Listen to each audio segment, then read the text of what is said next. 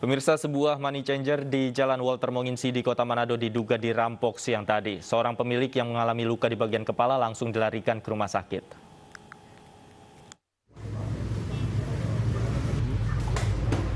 Welly Tangus, pemilik tempat penukaran uang asing atau money changer yang terletak di ruas Jalan Walter Monginsi di Manado, dilarikan ke rumah sakit. Dari rekaman kamera pengawas, seorang pria tak dikenal masuk dan langsung menuju meja penukaran, kemudian memukul pemilik money changer. Ya, tadi kok saya minta tolong tadi dari saudara tadi. Jadi saya minta tolong kok minta telepon tadi pada pilih anak. Jam berapa ya? Jam berapa? Jam ini tahu tadi. Cuma kok sendiri? Iya, cuma kok sendiri. Cuma sempat lihat ada orang yang dengar kok atau bagaimana? Ya, enggak sempat lihat tadi. Polisi yang tiba di tempat kejadian perkara langsung melakukan penyelidikan dengan memeriksa sejumlah saksi dan menggelar olah TKP. Dari hasil pemeriksaan sementara, polisi belum bisa menyimpulkan apakah kasus ini perampokan atau hanya penganiayaan. Yang jelas terlihat adalah terjadinya kekerasan, penganiayaan terhadap korban.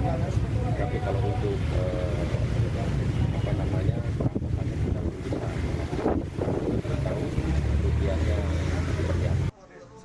Polisi masih mengejar tersangka sementara korban masih dirawat di rumah sakit. Dari Manado, Sulawesi Utara, Jeffrey Langi, iNews melaporkan. Kelangkaan bahan bakar minyak solar subsidi terjadi di sejumlah wilayah, salah satunya di Padang Lawas, Sumatera Utara. Kelangkaan BBM mengakibatkan antrian kendaraan di SPBU hingga menimbulkan kemacetan sejauh 3 km.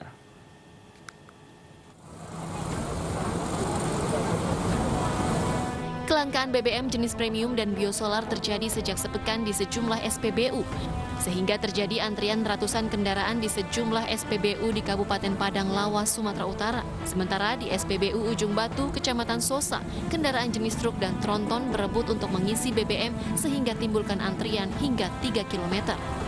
Kelangkaan BBM disebabkan berkurangnya pasokan dari Pertamina yang biasanya dalam sehari 16 kiloliter, sekarang hanya 8 kiloliter.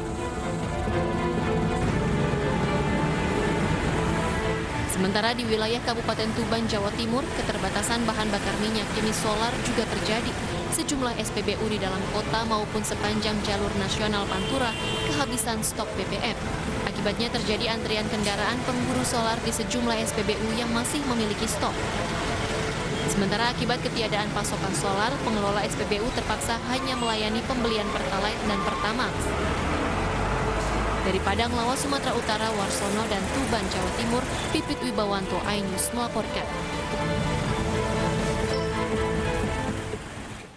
Pemirsa, iNews TV meraih penghargaan dalam Anugerah Syiar Ramadan 2021 yang diselenggarakan Komisi Penyiaran Indonesia bersama Majelis Ulama Indonesia serta Kementerian Agama dan Kemenpora. Program Dai Spesial Indonesia memenangkan penghargaan dalam kategori program Ajang Bakat.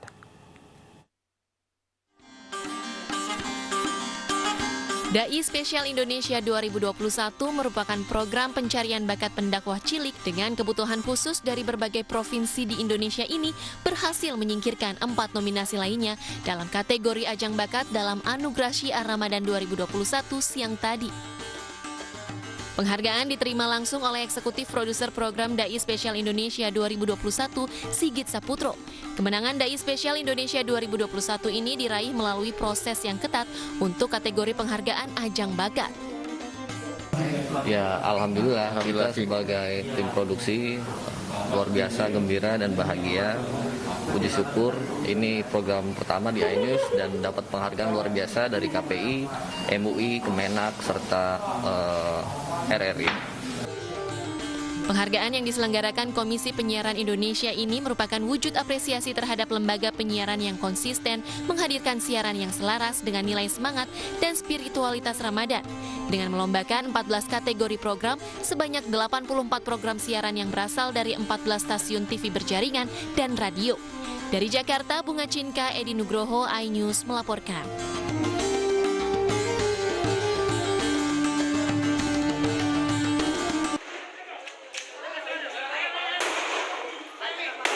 Tawuran antara dua kelompok remaja di Jalan Sabutung Baru, Makassar, Sulawesi Selatan pecah dini hari tadi.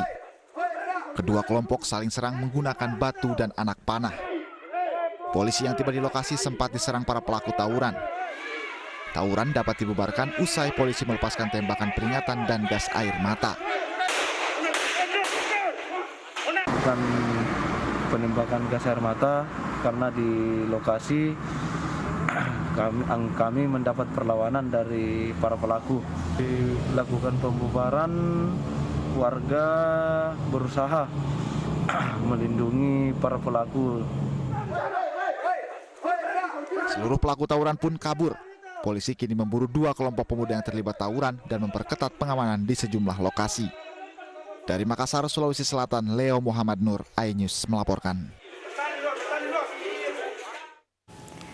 Pemirsa, pelaksanaan tes swab antigen sebagai syarat perjalanan di Pelabuhan Merak, Banten berjalan semeraut.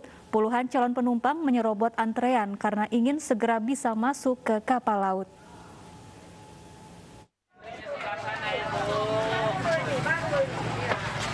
Sejumlah penumpang ini menyerobot dan berkerumun agar segera dilayani swab tes antigen di posko drive-thru. Petugas pun kebingungan karena calon penumpang tidak mengantre. Calon penumpang mengaku terpaksa menyerobot karena adanya waktu pemberlakuan masa tiket, yakni berlaku untuk 2 jam saja, dan jika terlambat, tiket dianggap hangus.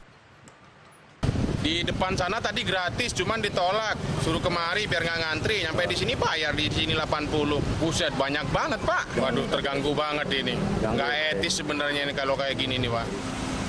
Akibat adanya persyaratan hasil swab antigen, arus kendaraan menuju pintu masuk pelabuhan tersendat. Dari Cilegon, Banten, Iskandar Nasution, iNews melaporkan. Penanganan pandemi terus membaik, tetapi jangan lengah, COVID belum musnah. Tetap jalankan protokol kesehatan dengan disiplin.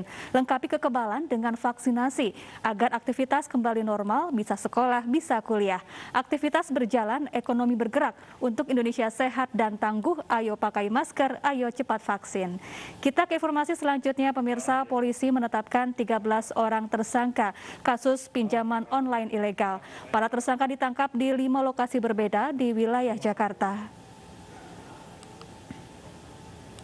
Polda Metro Jaya mengungkap pinjaman online ilegal yang meresahkan masyarakat dan kerap menagih dengan ancaman atau fitnah.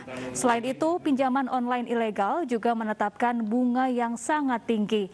Dari 5 lokasi kantor pinjaman online di daerah Kelapa Gading, Pasar Baru, Tanah Abang, Green Lake City, dan Tangerang Selatan, polisi menetapkan 13 orang tersangka.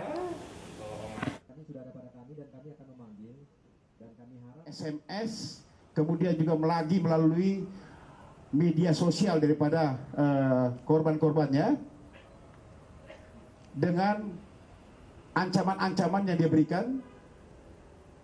Bahkan ada yang memang foto daripada si konsumennya ini itu di crop langsung, kemudian dijadikan satu gambar yang pornografi atau asusila untuk tujuan menekan bagi peminjam-peminjam dana tersebut.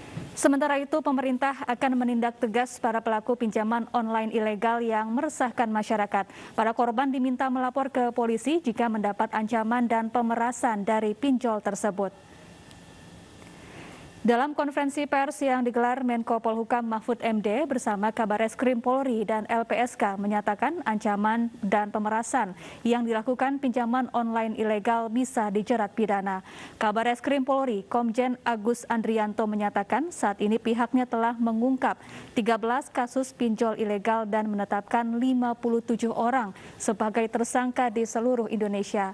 Sementara itu, LPSK mengaku siap memberikan perlindungan kepada saksi korban dan pelapor agar mendapatkan rasa aman saat proses hukum berlangsung.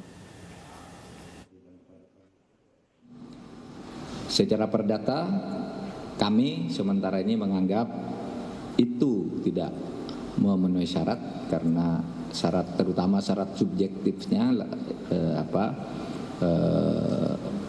ada sebab yang halal. Kemudian yang kedua, secara pidana sudah ada beberapa alternatif seperti kita kemukakan kemarin.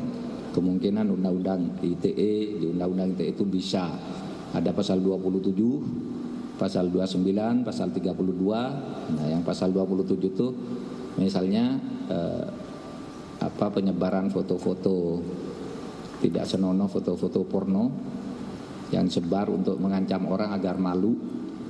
Keputusan pemerintah yang menghimbau kepada warga masyarakat yang sudah terlanjur menjadi korban pinjaman online ilegal tersebut, kami jajaran kepolisian tentunya siap untuk memberikan pengamanan.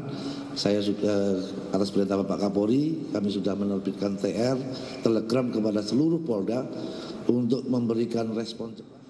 Mudah, bisa datang langsung, bisa melalui email bpp.lpsk.go.id atau Pemirsa, untuk mencegah penularan COVID-19 selalu pakai masker dan cepatlah vaksin. Masker terbukti menekan risiko penularan hingga 80%.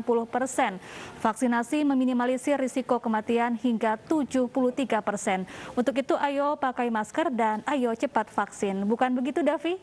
Ya, betul sekali pemirsa, masker dan vaksin adalah dua sejoli pasangan serasi masa pandemi, menjaga kita tetap sehat dan bahagia. Dan usai sudah kebersamaan kita dalam iNews sore hari ini, saya Davi Pratama. Dan saya Syafaati Suryo, terima kasih atas kebersamaan Anda dan sampai jumpa.